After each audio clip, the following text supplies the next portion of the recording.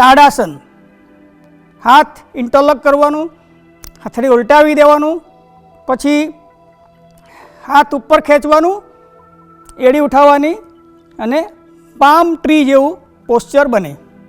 પછી નીચે લાવવાનું, એડી નીચે. ઇન, સ્ટ્રેચ કરવાનું પેટ, ચેસ્ટ બધું, shoulder. Out, in, out, in, out, in, out, in, out, in, out, in, out.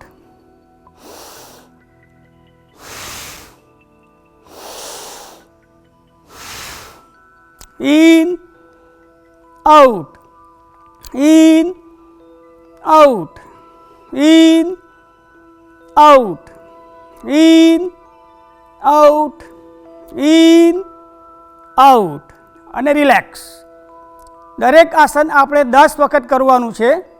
છતાં પણ આપણી કેપેસિટી ઓછી હોય તો ઓછા રાઉન્ડ કરવાનું, પણ મિનિમમ 10 રાઉન્ડ કરવા પડે છે. શંખ પ્રક્ષાલનનું આસન નંબર 2, તાડાસન. આંગળીઓ ઇન્ટરલોક કરી દેવાનું, હથેળી ઉલટાવી દેવાનું આકાશ તરફ, પગ ભેગા રાખવાનું અને હાથ ઉપર ખેંચવાનું, એડી ઉઠાવવાની છે, ખેંચવાનું ચેસ્ટ, પેટ, શોલ્ડર. પછી નીચે માથા ઉપર હાથ લાવવાનું, ફરી અપ, ડાઉન, ઉપર, નીચે. ઉપર જાય ત્યારે ઇન, નીચે આવે ત્યારે out, in, out, in, out, in, out, in, out. Up, down, up, down, up, down, in, out, in, out, in, out, in, out, in, out, relax.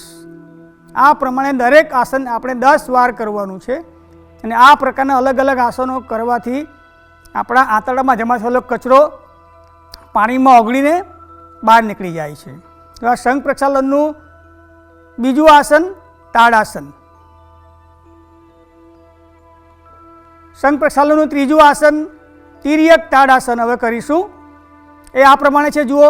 પગ વચ્ચે 2 ફૂટનું અંતર રાખવાનું, હાથ ઉપર લઈ લેવાનું, હાથ કાન સાથે fix, to right, come back, to left, come back. આ મૂવમેન્ટ દરમિયાન તમારા હાથ કાન સાથે ફિક્સ હોવા જોઈએ.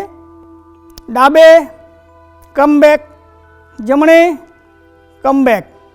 હવે જ્યારે બંને બાજુ નમે ત્યારે શ્વાસ છોડવાનું છે, વચ્ચે લેવાનું છે. In, out, in, out, in, out, in, out, in, out, in, out, in, out, in, out, in, out, in, out, in, out, in, out, in, out, in, out, in, out, in, out,